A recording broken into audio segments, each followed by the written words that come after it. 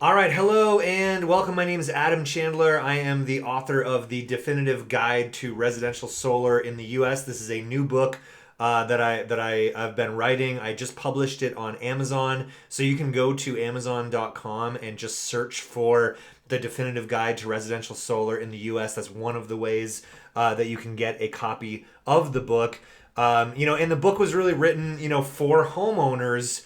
Really as a guide to not get ripped off in the solar industry, right? I've learned a ton about solar, and going out and talking to homeowners that have gotten solar in the past. As well as my own solar clients that I've introduced to solar. Solar can be a tremendous financial benefit to you and your family, or it can provide a tremendous financial benefit to you and your family, but only if it is done right. Only if the system, your solar system, that includes the panels and the inverters, are sold and designed with integrity. And what I've found, in being in the solar industry and and researching, for this book, is that a lot of homeowners have really, been in a negative financial, situation as a result of going solar.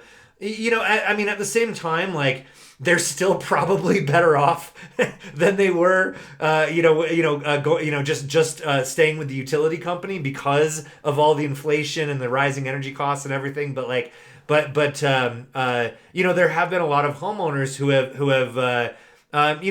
found themselves, like, maybe because they were too trusting of a door-to-door solar salesperson, somebody who was able to, make it look like they really knew what they were talking about, in reality, they really didn't.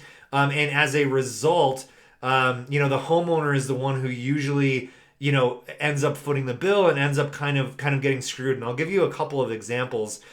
So one person that I mentioned in the book, he lives in Nevada, and he went solar, I don't know, maybe 5-7 years ago.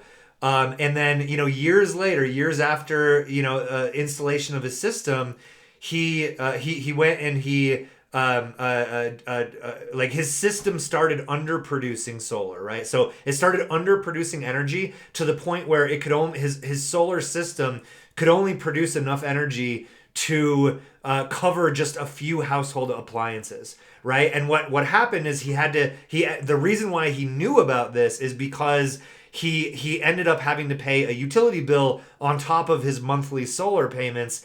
A utility bill, by the way, that he was told would vanish after he installed solar panels on his home, right?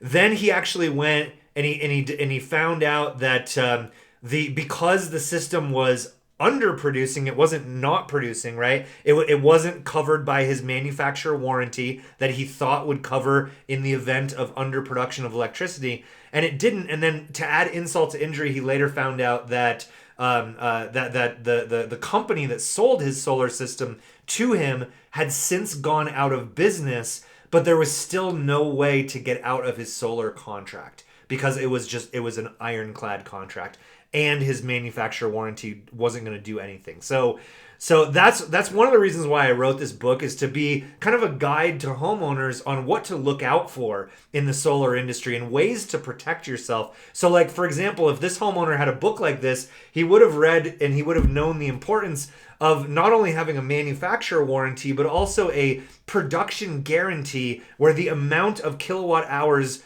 that the installer is going to guarantee that your system is going to produce for the next 25 years. And our installer, the exclusive installer that we use, for solar is, has just that. It is written on the first page of the contract. It doesn't say estimated. I've seen other solar contracts that say estimated solar energy production.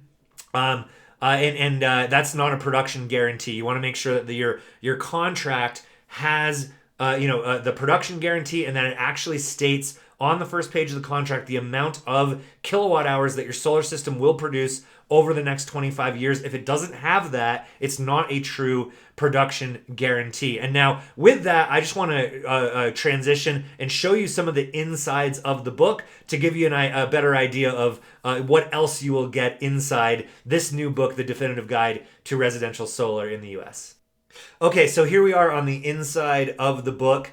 And right here at the table of contents, you can see, the first chapter is a case for solar. So I talk about why solar makes sense, and also like what to look out for, and why I wrote the book, right? To be a guide and a resource for homeowners so that they don't get taken advantage of in the solar industry, right? Chapter 2, why energy is becoming more expensive.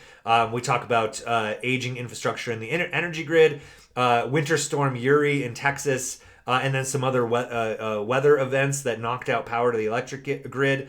How to determine your real electric rate, so how to read your utility bill, basically. Solar batteries and net metering. Chapter 5 asks these questions, so it's actually 7 questions to ask before going solar, so that you can make sure that you're making the right decision and getting a good deal, right? And avoiding costly mistakes, right? So these are the questions, and then what is a SREC, Solar Renewable Energy Credit? Does my state offer net metering? Oh, and then Chapter 6, choosing the right installer and warranty. So this is where we talk about, how people think that they're covered, by a warranty. In reality, they're not, and the way to get around that is to make sure that you have a true production guarantee. Some companies will even claim to have a production guarantee, but if it doesn't have the amount of kilowatt hours that the system will generate, it's not a true production guarantee, right? And then what to expect between when you sign the contract and when your panels are installed on your house, right? And then the future of solar energy. And then section 2, and I'm really proud of this, by the way. Section 2 is a snapshot of your solar net metering policies, rebates, tax incentives, and solar renewable energy credits for your state, right? So if you live in Colorado like me, right, you can just turn to the Colorado page within the book and then just get a complete snapshot of, the state incentives, rebates, and SRECs, which again, this is just solar renewable energy credits, a way of offsetting the cost of solar, net metering policies, property tax exemptions, solar rights, like homeowner rights, and then some references as well as to where we found the information, right?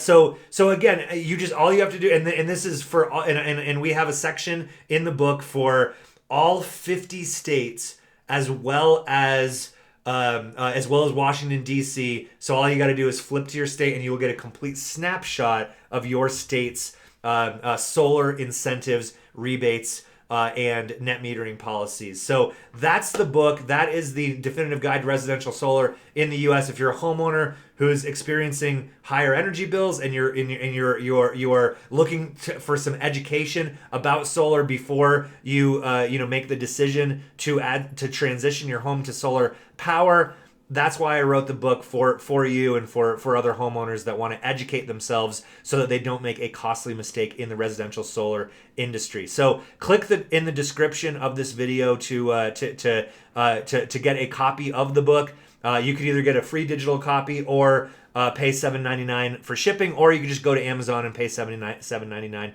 if you prefer that as well. You'll see those links in the description of this video. Thanks for watching, and I hope you enjoy